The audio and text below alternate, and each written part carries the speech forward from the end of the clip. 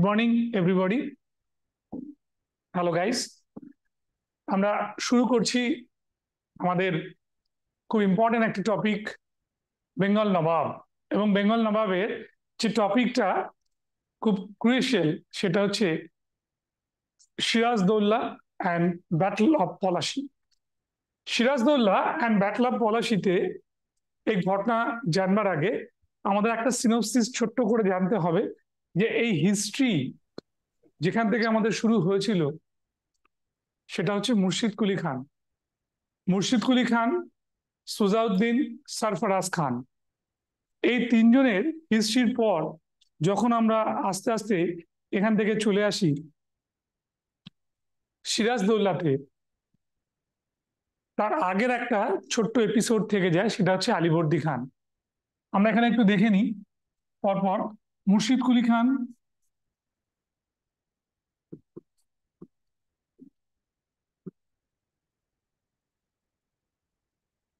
Sujauddin,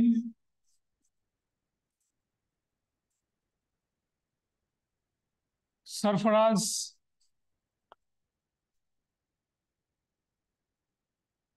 Alivardi and Siraj-ud-Daulah.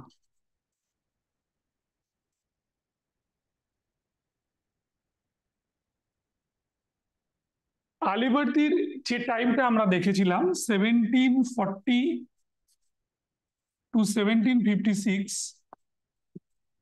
আর সিরাজদৌল্লাতে আমরা যেটা পাচ্ছি 1756 to 1757, only 15 months.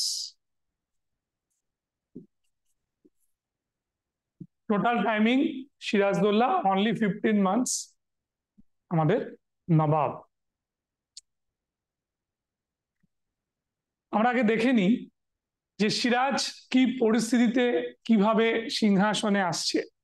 তার আগে তার মায়ের যে বাবা, মানে ওনার যে দাদু, তাই তো, ম্যাটার্নাল গ্র্যান্ডফাদার, এই ম্যাটার্নাল গ্র্যান্ডফাদার যে ভদ্রলোক, আই মিন আলীবর্দী খান, এই আলীবর্দী খানের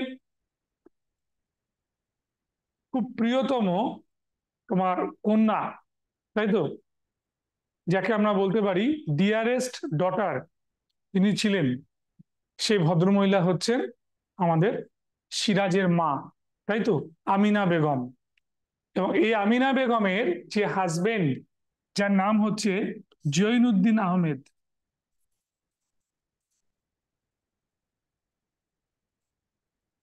ইনি সম্পর্কে ইনি সম্পর্কে আলীবর্দীর জ্যাঠার ছেলে, মানে আলীবর্দী খানের যে জ্যাঠা বলবো না, দাদা, আলীবর্দী খানের যে দাদা, তার নাম ছিল কি হাজি আহমেদ। এই হাজি আহমেদের ছেলে আমাদের জৈনুদ্দিন আহমেদ। হাজি আহমেদের ছেলে যে জৈনুদ্দিন আহমেদকে আমরা দেখতে পাচ্ছি, এবং উনি যে সময়টা সিংহাসন চালাতে শুরু করলেন এবং দেখতে শুরু করলেন, সিংহাসন বলবো না, উনি তোমার কি বলবো, সব দেখভাল করতে আরম্ভ করলেন। ঠিক সেই সময় আমরা যেটা দেখতে পাই, সেখানে সিরাজের এই যে মা আমিনার রাইভাল ছিল তার দিদি, তাই তো, যার নাম ছিল ঘসেটি। এই ঘসেটি বেগম এবং তার হাজবেন্ড এবং তার পুত্র, এরা প্রত্যেকেই ছিল সিরাজের রাইভাল। এবং যখন 1756 আলীবর্দী খান মারা যাচ্ছেন, সে আলীবর্দী খানের মারা যাওয়ার সময়টাতে খুব বড় ঘটনা যেটা দেখা গেল, তার উত্তরাধিকারী হচ্ছেন সিরাজদৌল্লা। এটা ঠিক, এটা আগে থেকে ঠিক হয়ে আছে, কিন্তু তাতে প্রতিনিয়ত বাধা বিপত্তির সম্মুখীন হতে হলো সিরাজদৌল্লাকে। আলীবর্দী খান সিরাজদৌল্লাকে মানুষ করার সঙ্গে সঙ্গে এটা খুব ভালো করে বুঝিয়েছিলেন যে এই ইংরেজরা হলো সবচেয়ে বড় শত্রু, বা এই ইংরেজরা যারা ব্যবসা বাণিজ্য করছে, সেই ব্যবসা বাণিজ্য করতে এসে যদি কোনো আন্ডু অ্যাডভান্টেজ নিতে চায়, তাদের যেন দেওয়া না হয়। ঠিক আছে, সেই আন্ডু অ্যাডভান্টেজ যেন তাদের দেওয়া না হয়। এর কারণ উনি পরিষ্কার করে বলে দিচ্ছেন যে সিরাজকে উনি পরিষ্কার করে বলছেন যে দ্য ব্রিটিশার্স, যে ইংরেজরা হলো লাইক এ বিজ, মৌমাছির মতো। They collected honey from flower to flower, একটা ফুল থেকে আরেকটা ফুলের মধ্যে তারা মধু সংগ্রহ করে। মধু সংগ্রহ করার পর যখন চাক বাঁধে, তখন যদি তাকে কেউ বাধা দেয়, তখন তার স্ট্রিং মানে হুলটা সে কি করে, হুলটা দিয়ে বাইট করে, ফুটিয়ে দেয়, কামড়ে দেয় বা হুলটা ফুটিয়ে দেয়। তার এই যে হুল ফোটানো মৌমাছি, এই হুল ফোটানো মৌমাছির চাক ইংরেজদের কোন রকম ভাবে যেন অ্যাডভান্টেজ না দেওয়া হয়, এই কথাটা একেবারে ঠাড়ে ঠোড়ে আলীবর্দী বুঝিয়ে দিয়েছিলেন। এবং তারই পরিপ্রেক্ষিতে আমরা কি দেখতে পাই, যে সিরাজ সেটাকে অক্ষরে অক্ষরে পালন করার চেষ্টা করেছিল। 1756-এ সিরাজ যখন সিংহাসনে বসেছিল, তখন সে কিন্তু এটা সদর্পেই বলেছিল যে আমি ইংরেজদের কোন রকম ভাবে অ্যাডভান্টেজ দিতে চাই না। এবং উনি সিংহাসনে বসা মাত্রই কতগুলো মানে কি বলবো আপত্তিজনক পরিস্থিতির সৃষ্টি হলো। ঠিক আছে, আপত্তিজনক পরিস্থিতিগুলো কি কি? প্রথম হচ্ছে সিরাজের বিরাগ ভাজন, মানে সিরাজ যাকে দেখতে পারতো না, ওয়ান কাইন্ড অফ ইংরেজিতে যাকে আমরা বলি আইশোর। আইশোর, সিরাজের আইশোর বা বিরাগ ভাজন ব্যক্তি, ঠিক আছে, সেই খাসেটি বেগম কি করেছেন, আমাদের আরেক বিরাগ ভাজন ব্যক্তি যার নাম কৃষ্ণদাসকে ইংরেজদের কাছে আশ্রয় দিয়েছেন। এবং ইংরেজরা ফলতায় সেই কৃষ্ণদাসকে আশ্রয় দিয়েছে, এবং কলকাতার যে প্রেসিডেন্ট যার নাম ছিল রোজার ড্রেক, এই আশ্রয়টা দিয়েছেন। এবং সেইখানে কি হলো, একটা সংঘাতের সূত্রপাত তৈরি হলো। কি করলো, কৃষ্ণদাসকে ফিরিয়ে দেওয়ার জন্য রোজার ড্রেককে তোমার চিঠি লিখলেন এবং বললেন যে আমি নবাবের পদে বসেছি, অথচ আমাকে একবারের জন্য হলেও তোমরা কোনো রকম ভাবে অভিবাদন জানাওনি, স্বাগত জানাওনি। এবং তোমরা যে গিফট, তাই তো, যে গিফটটা দিতে হয় সেটা তোমরা দাওনি। প্রেজেন্টেশন যে দিতে হয়, নাজরানা যে দিতে হয়, সেগুলো তোমরা দাওনি নবাবকে। তৃতীয়ত, নবাবের কোন রকম অনুমতি না নিয়ে, পারমিশন না নিয়ে, উইদাউট এনি পারমিশন তারা কলকাতায় একটা দুর্গ তৈরি করেছে। বেশ, এবং শুধু দুর্গ তৈরি করাই নয়, সেখানে কি করেছে, সেখানে কলকাতার উপরে ওরা একটা আধিপত্য বিস্তার করে বিনা শুল্কে বাণিজ্য করার চেষ্টাও করেছে। এতগুলো অ্যালিগেশনের জন্য সিরাজ প্রস্তুত হলো উচিত শিক্ষা দেওয়ার। এবং সেই মতো সিরাজ কি করলো, যখন খবর পেল যে কোনো অনুমতি না নিয়ে দুর্গ তৈরি করেছে ইংরেজরা, তার জন্য এই অ্যালিগেশন দিয়ে সিরাজ যখন অ্যালিগেশন দেওয়া কি মানে প্রুভড করেছে, তখন সিরাজ তার আর্মি নিয়ে গেল। আর্মি নিয়ে রোজার ড্রেকের সঙ্গে যখন যুদ্ধ করলো, রোজার ড্রেক কোনো প্রতিরোধ করতে পারলো না। ঠিক আছে, রোজার ড্রেক কোনো প্রতিরোধ করতে পারলো না। এবং এই প্রতিরোধ না গড়বার জন্য কি হলো, রোজার ড্রেক হেরে গেল। এবং আমরা যেটা দেখলাম যে সিরাজ পুরোপুরি দখল করে নিল, পুরোপুরি দখল করে নিল যে অঞ্চল বা যে জায়গাটা, সেটা হচ্ছে এই কলকাতা, তাই তো।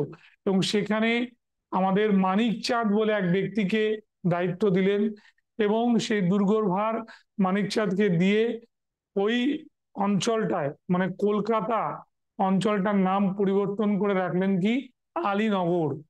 ঠিক আছে, এটা নিয়ে একটা দুটো কন্ট্রোভার্সি আছে। একটা কন্ট্রোভার্সি হচ্ছে, কেউ বলে যে সিরাজ তার দাদু আলীবর্দী খানের নামে এই আলীনগর শহরটার নাম করেছিল। আবার বলে যে তিনি চতুর্থ খলিফা আলীকে খুব অ্যাডমায়ার করতেন সিরাজ, সেই জন্য এই জায়গাটার নাম রেখেছিল আলীনগর। ক্লিয়ার? তাহলে আলীনগর তৈরি হয়ে যায়, আলীনগর তৈরি হয়ে যায় এবং সেখানে দুর্গের ভার যাকে দিয়ে যায় মানিক চাঁদকে, এবং দিয়ে ফেরার পথে আমাদের একটা ঘটনা ঘটান, যেটা নিয়ে বিরাট বড় বিতর্ক আছে। একজন ইংরেজ কর্মচারী, তার নাম ছিল মিস্টার হলওয়েল। হলওয়েলের বর্ণনা অনুসারে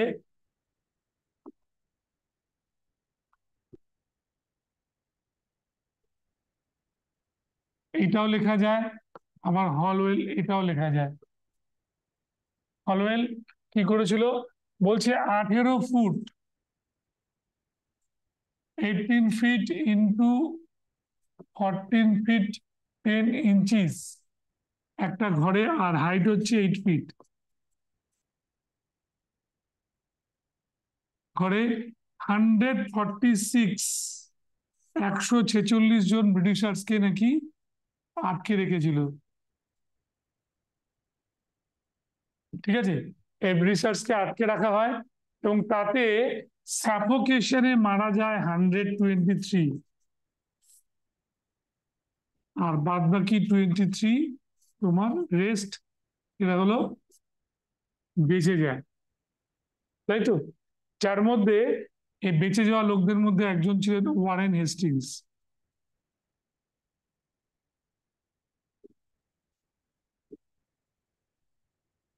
মনে থাকবে, এই 23 জনের মধ্যে বেঁচে ছিলেন Warren Hastings.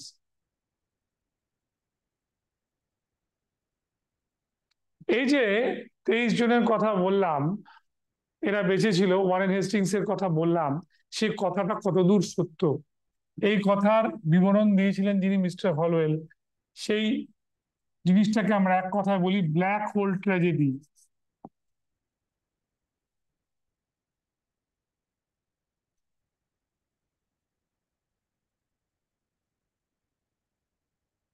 Black hole tragedy, ঠিক আছে। এই যে ব্ল্যাক হোল ট্র্যাজেডির কথা বললাম, অন্ধকূপ হত্যা, এটা পরবর্তীকালে অনেকেই মানেনি, এবং এটাকে না মেনে অনেকে অনেকগুলো কমেন্ট করেছিল। যেমন অ্যানিবেশন, অ্যানিবেশন বলেছিল,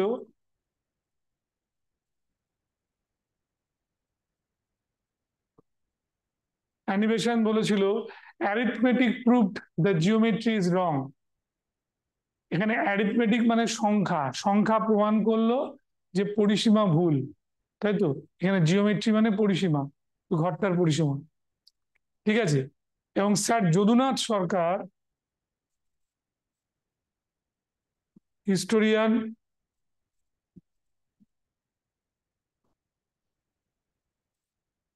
যদুনাথ সরকার একটা কমেন্ট করলেন। স্যার যদুনাথ পরিষ্কার বললেন যে হিস্ট্রি প্রুভড, মানে হিস্ট্রি প্রুভ নয়, স্যার যদুনাথ সরকার বললেন যে তখন কলকাতায়, তখন কলকাতায় 50-র বেশি ইংরেজ ছিল না, 50 জনের বেশি ইংরেজ ছিল না। তাহলে এটা কি করে সত্য হতে পারে, তাই তো। স্বদেশী বয়কট আন্দোলনের সময় ইংরেজদের এই অপপ্রচারের, সেই সময়কার অপপ্রচারের প্রচুর সমালোচনা করা হয়েছিল। এবার আসবো আমরা ঠিক পরবর্তী স্টেপে। পরবর্তী স্টেপটা কি, সেটা হচ্ছে যে সিরাজ কিভাবে তোমার প্রস্তুত হলো পরবর্তী যুদ্ধের জন্য।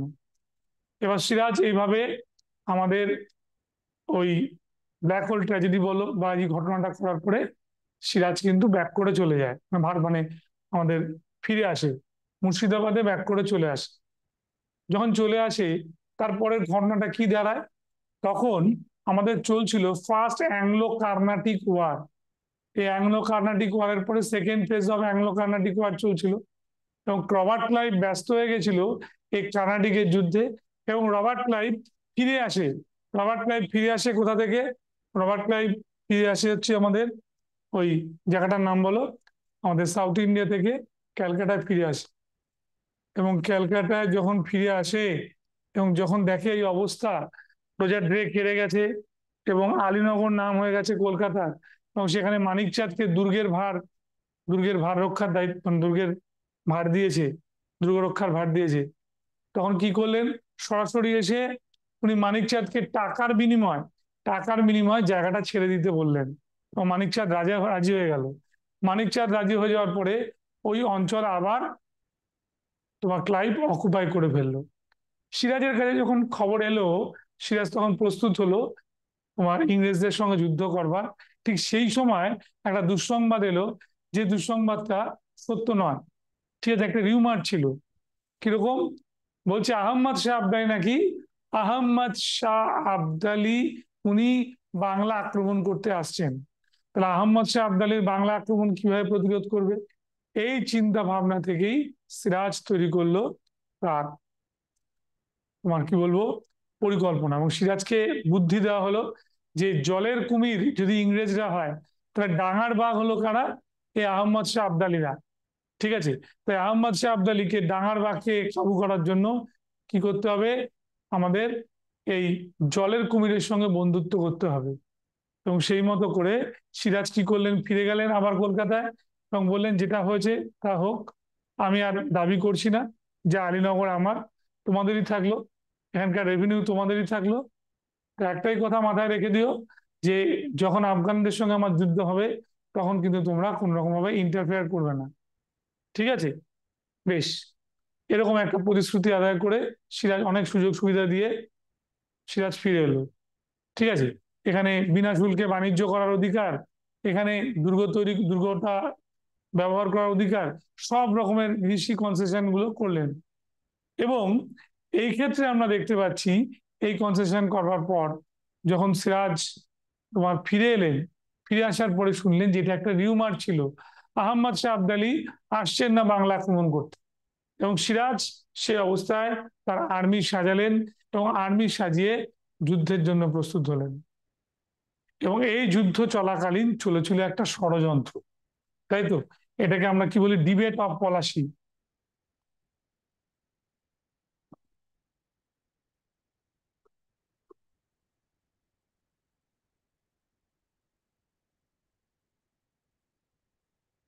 ডিবেট অফ পলাশি,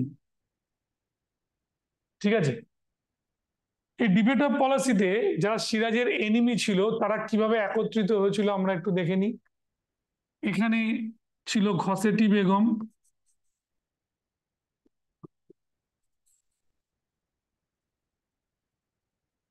ঘসেটি বেগমের সঙ্গে যোগ দিয়েছিল আমাদের মানিক চাঁদ,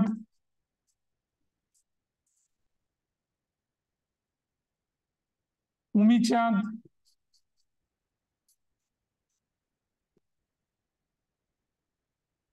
ঠিক আছে, জগৎ শেঠ,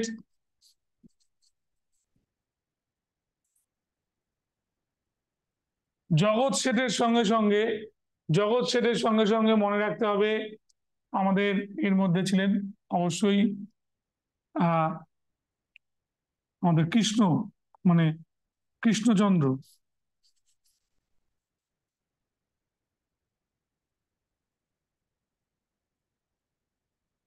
রাজা কৃষ্ণচন্দ্র। ঠিক আছে, এরা সবাই কিন্তু একত্রিত হয়েছিল। ঠিক আছে, মানিক চাঁদ, উমির চাঁদ, জগৎ শেঠ, হসনি বেগম, রায় দুর্লভ,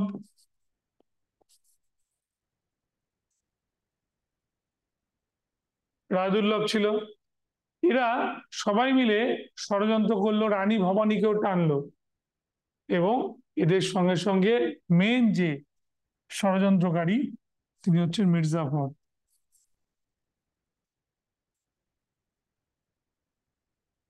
ঠিক আছে, এরা ষড়যন্ত্র করে তৈরি করলো। এবং সেই সময় লিউস ক্যাপ্টেন, রবার্ট ক্লাইভ আর অ্যাডমিরাল ওয়াটসন এদিকে।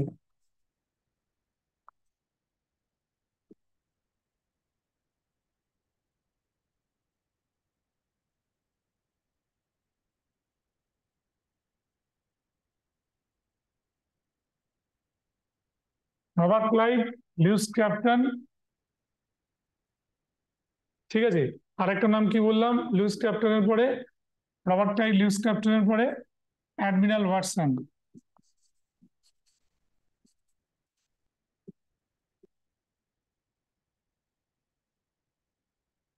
ঠিক আছে, এরা সবাই ষড়যন্ত্রে লিপ্ত হলো।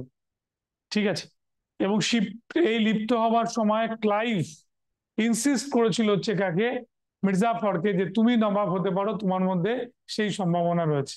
এবং সেই সম্ভাবনার উপরে প্রথম প্রথম রেসপন্স করেনি আমাদের মির্জাফর। সেকেন্ডলি যখন তাকে আবার চিঠি দেওয়া হয় যে তুমি মনে হচ্ছে ভয় পেয়েছো, ভয় পাওয়ার কিছু নেই, ঠিক আছে, আমরা তোমার পাশে আছি, তুমি একবারের জন্য এলো, তোমার রাজি হও।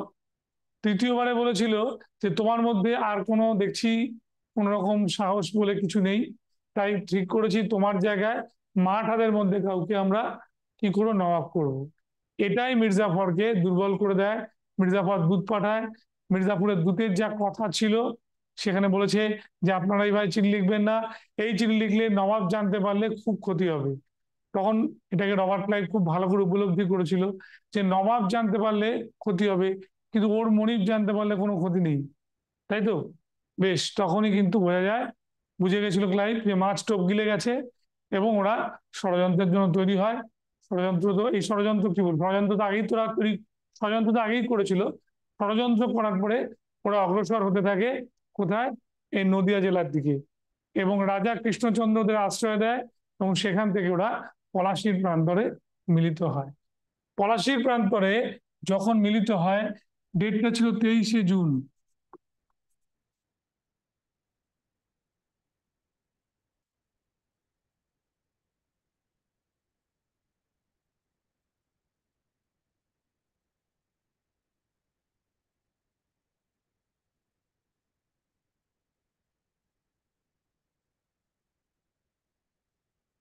বাটলা পলাশী, তাই তো?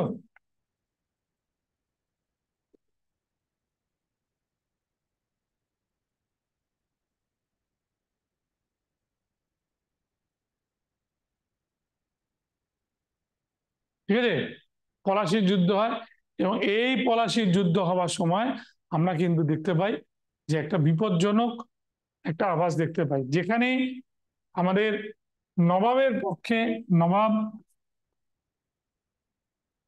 এই সাইডটা খুব স্ট্রং ছিল। এখানে আমাদের এই ভদ্রলোক মীর মদন, মীর মদন ছিল, যেটাকে বলা হচ্ছে আমাদের Mir Atish,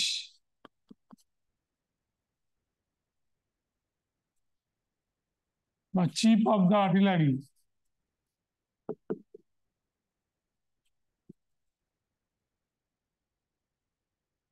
chief of the artillery. আরেকজন ছিল সিন প্রে,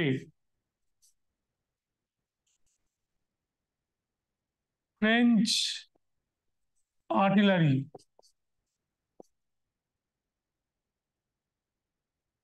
ঠিক আছে, এবং অবশ্যই ছিল মোহনলাল।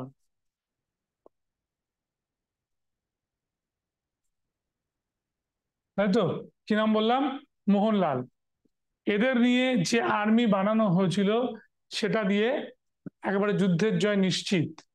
এবং যে পরিমাণ সৈন্য নিয়ে এসেছিল অ্যাডমিরাল ওয়াটসন বা রবার্ট ক্লাইভ, সেটা এর কাছে ধোপে টেকে না।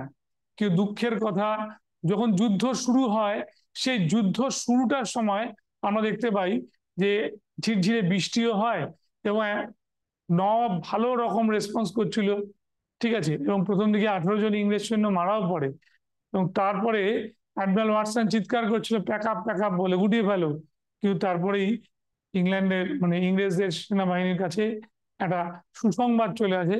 সেই সুসংবাদটা কি, ওই ইংরেজদের ছোড়া গোলা এসে লাগে হচ্ছে মিরনের কামানের সামনে। এই মিরন নয়, আমাদের কি বলে ভদ্রলোকের নাম, এই মীরমদনের কামানের সামনে।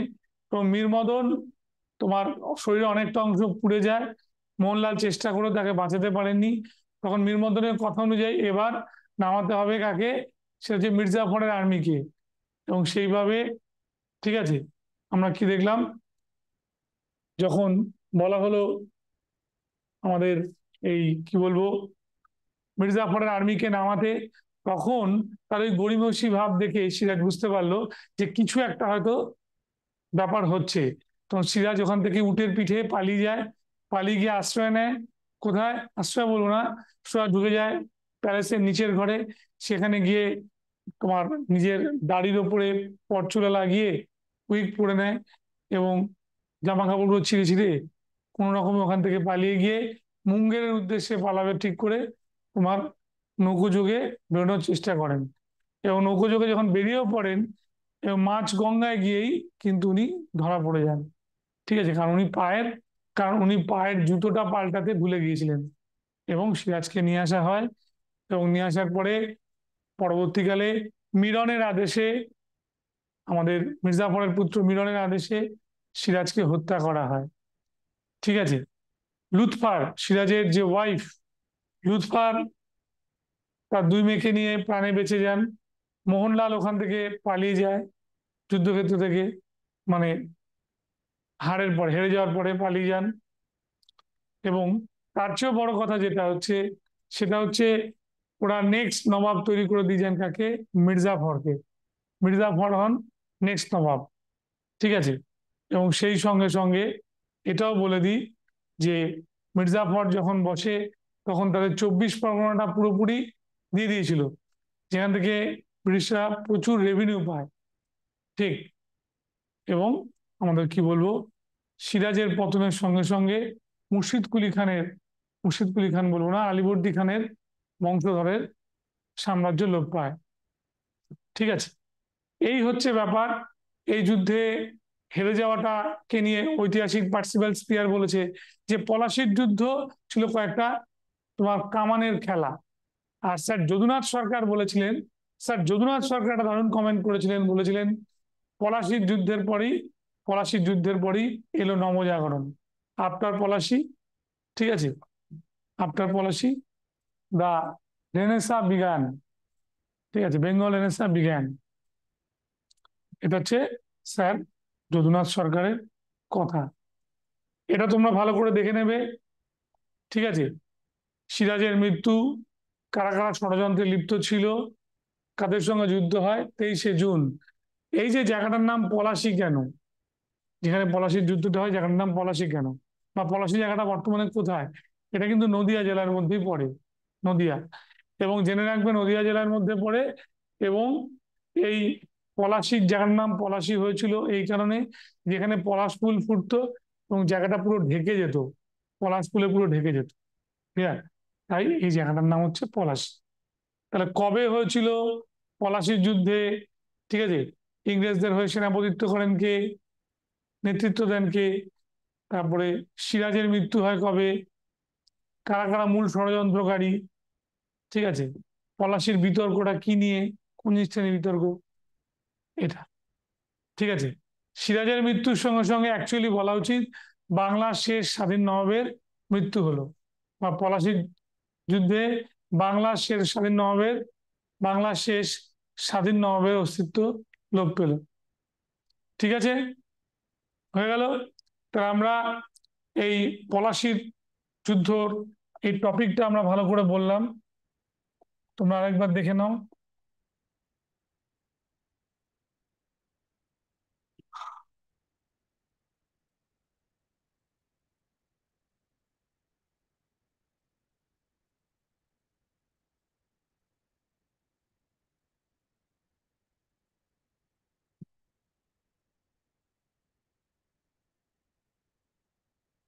ঠিক আছে। এটা আমি বলে দিলাম একবার, তোমরা ভালো করে দেখে নিও। নেক্সট আমরা চেষ্টা করব আরো ভালো কিছু টপিক আনবার। ঠিক আছে। ওকে। Thank you.